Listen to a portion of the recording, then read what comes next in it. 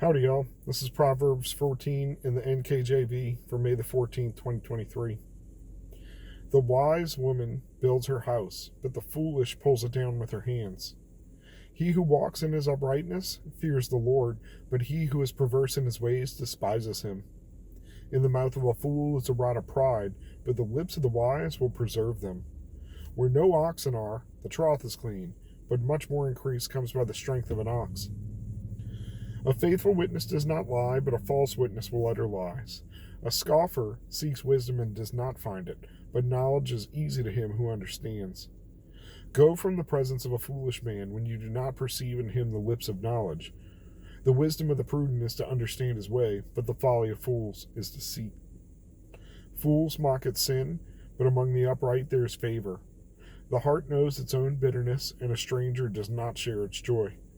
The house of the wicked will be overthrown, but the tent of the upright will flourish. There's a way that seems right to a man, but in the end, its end is the way of death. Even in laughter the heart may sorrow, and in the end mirth may be grief. The backslider in heart will be filled with his own ways, but a good man will be satisfied from above. The simple believes every word, but the prudent considers well his steps. A wise man fears and departs from evil, but a fool rages and is self-confident. A quick-tempered man acts foolishly, and a man of wicked intentions is hated. The simple inherit folly, but the prudent are crowned with knowledge. The evil will bow before the good, and the wicked at the gates of the righteous. The poor man is hated even by his own neighbor, but the rich has many friends. He who despises his neighbor sins, but he who has mercy on the poor, happy is he. Do they not go astray who devise evil? But mercy and truth belong to those who devise good. In all labor there is profit, but idle chatter leads only to poverty. The crown of the wise is their riches, but the foolishness of fools is folly. A true witness delivers souls, but a deceitful witness speaks lies. In the fear of the Lord there's strong confidence, and his children will have a place of refuge. The fear of the Lord is a fountain of life, to turn one away from the snares of death. In a multitude of people is a king's honor, but in a lack of people is a downfall of a prince. He who is slow to wrath has great understanding, but he who is impulsive exalts folly. A sound heart is life to the body, but envy is rottenness to the bones. He who oppresses the poor reproaches his maker, but he who honors him has mercy on the needy.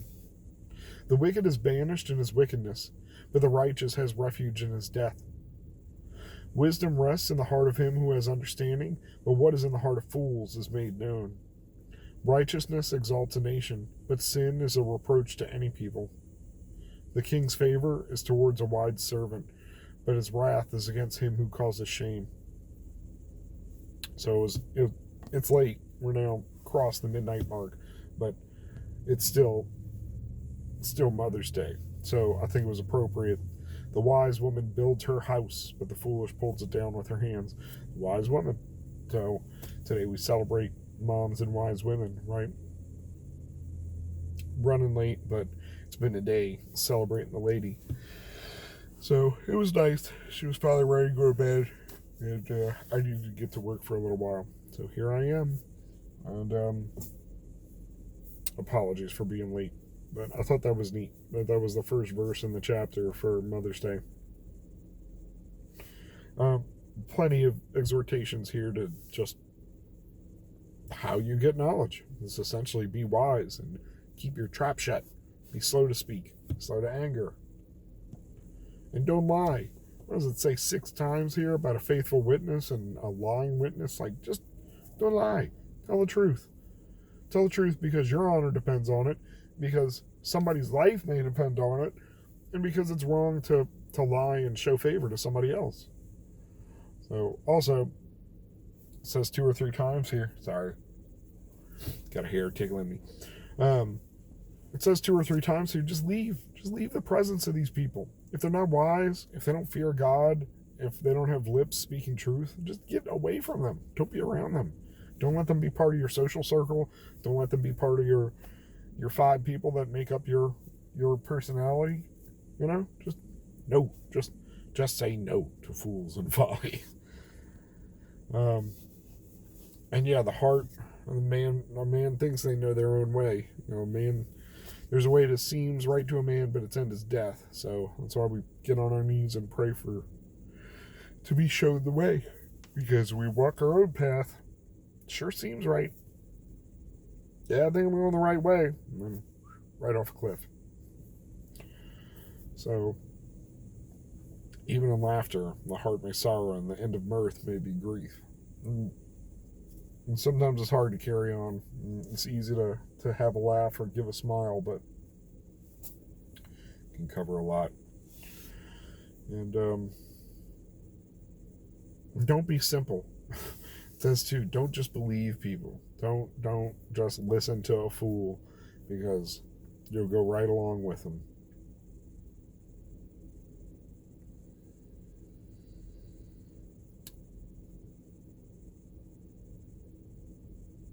Yeah, this is what I was saying about the lying. A true witness delivers souls. That's what I was thinking, but a deceitful witness speaks lies.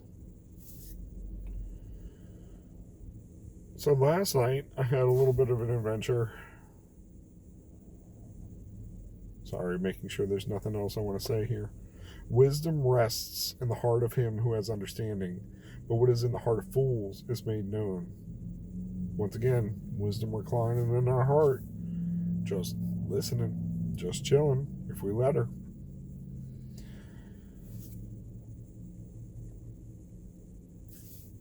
So last night, I just kind of knew. It was like I was past my point. It was end of the work. I knew I was going to head home. Gaslight was on. You play a dangerous game sometimes where it's like, I can make it. Well, I did make it. I got to within, I don't know, 4 or 5 miles according to the meter, and rolled into the gas station. And I live in a particular area it's not even the more poor side of town. I'm on the west side of town. It's got its own challenges, but where I get off the exit and go down the highway to where I'm going, there's always people begging. There's always dealers and all kinds of hawkers. And then after 1:30, 2 o'clock in the morning, when the local bars up and down the street shut down, it gets wild at these gas stations. So last night, no exception.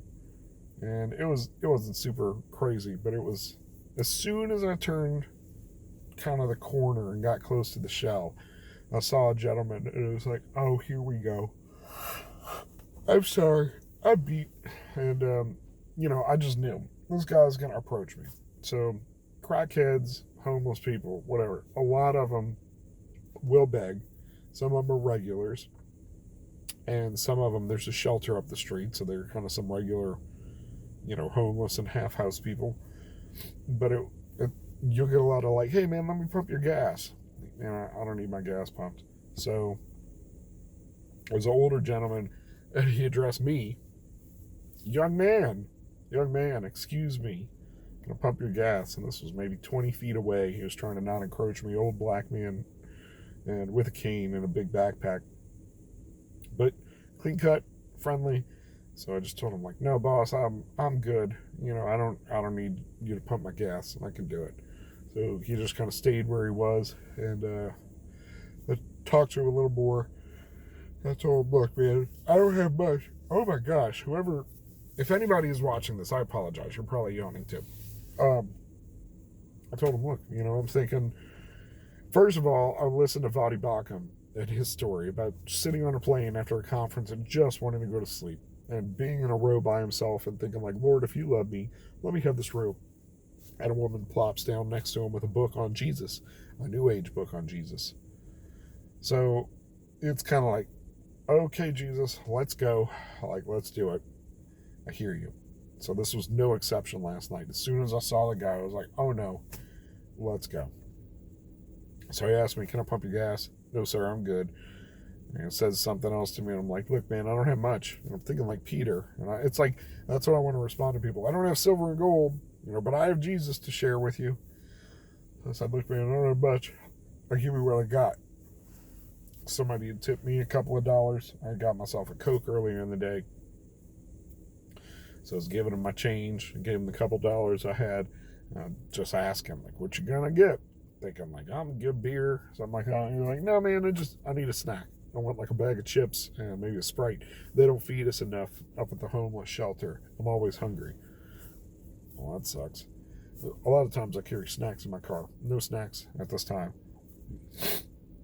So I don't know what he said to me. Asked me about my beard. That was kind of what started up the conversation why I told him to come over. It's like, how long have you been growing that beard, young man? Like, 8, 9 years. Not so young. And I was just trying to ask him, just show him compassion. You know what I mean? What you buying? What you getting with this money? There wasn't much. He wasn't going to get much. You know, bag of chips and a Coke. That's about all the money I had to give him. And he said something to me. I don't recall exactly what he said, but it was like that he was believing. You know, he was a believer. You know, somebody just trying to make it to another day. And I kept kind of feeling him out and poking, saying, you know, Jesus is with you, and Jesus loves you. Say your prayers. He was saying, you know, he doesn't think, like, he's done so much bad stuff in his life. And I was like, that's why Jesus came, homie. It doesn't matter what you did. Doesn't matter what you're going to do. It's all forgiven if you accept it. Just take it. Just accept the gift, man. He said he did. He started getting emotional. And he said something like, but I have questions nobody can answer. Like what, my brother? You know, at this point I realized I turn around because I ain't just leaving. Like what? Maybe I can help you. And he said one of the things that he bothered him, and he could never get an answer from pastors and priests, is about Jesus and what he looks like.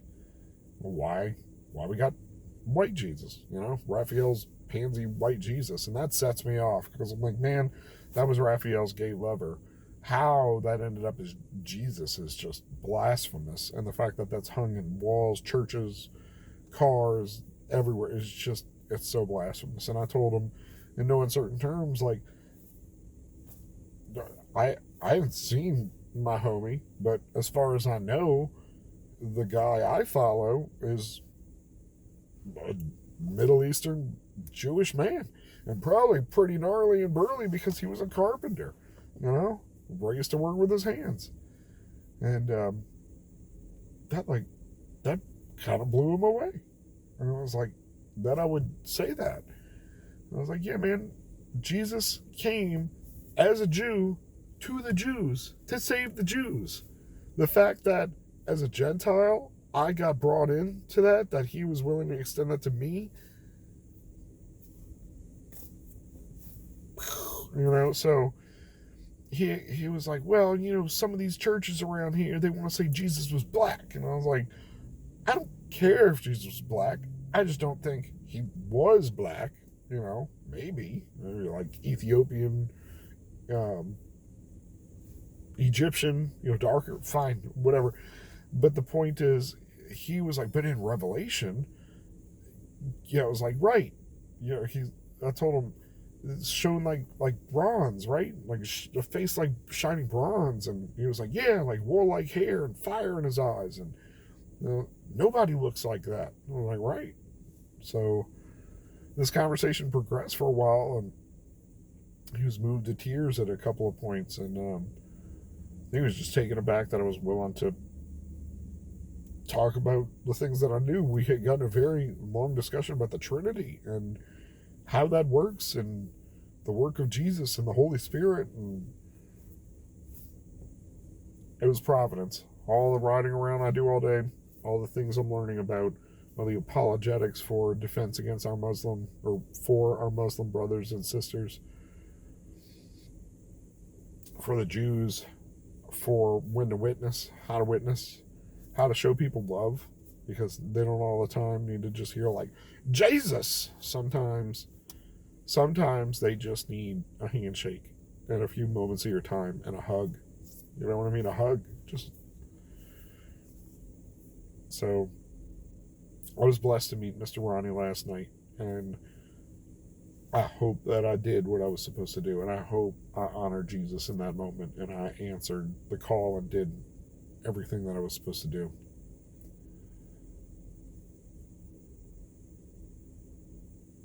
I'm sure I'll see him around, especially now it's getting warmer. So, we'll see. You know, it's 76 years old. That's who's telling me, oh man, I've done so much bad stuff. I'm like, doesn't even matter, homie. You know, it was midnight going into Mother's Day, and he said something about his mom passed, and, you know,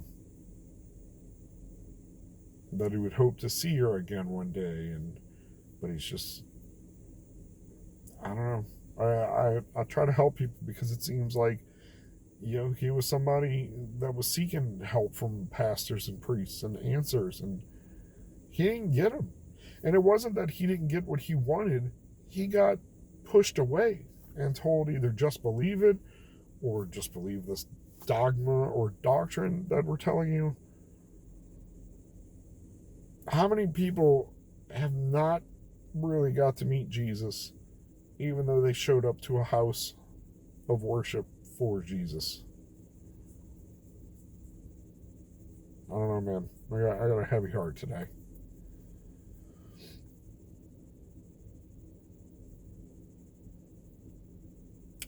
Just sharing adventures in Cheetah. Sometimes you just know.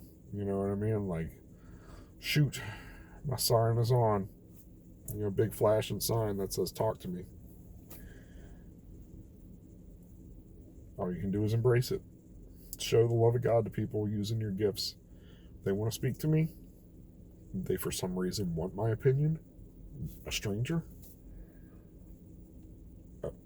okay, in Jesus' name, give me the words to speak to this man, woman, person. I'm going to work. I'm going to work for about another hour.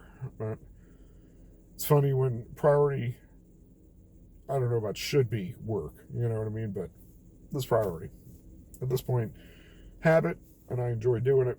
There were a couple of moments today I could have maybe slid into the car and hid from the kids, but we worked in the garden together and bought some more plants. What you gonna do? Especially when the lady wants plants for Mother's Day. Took her for a nice burger and some custard, so we had a nice day. Allergies beating the heck out of everybody. So I digress. I realized that was story time and very little commentary, but just kind of wanted to make a note of it and record what happened, because I'm still kind of processing. I'm glad that all the knowledge that I try to cram into my head listening to all these things and reading, and that I was able to share it with somebody, and not just in this format where it's just like, hey, YouTube, but somebody who wanted my money, realized they had my attention, and then wanted some love. And I hope I gave it to them. So with that, be blessed. Go with God. Hope your mom and them had a good old Mother's Day. Tell them I said hi.